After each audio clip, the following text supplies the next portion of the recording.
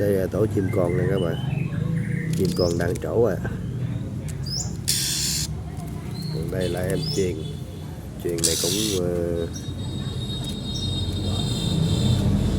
trổ cũng khá nhiều.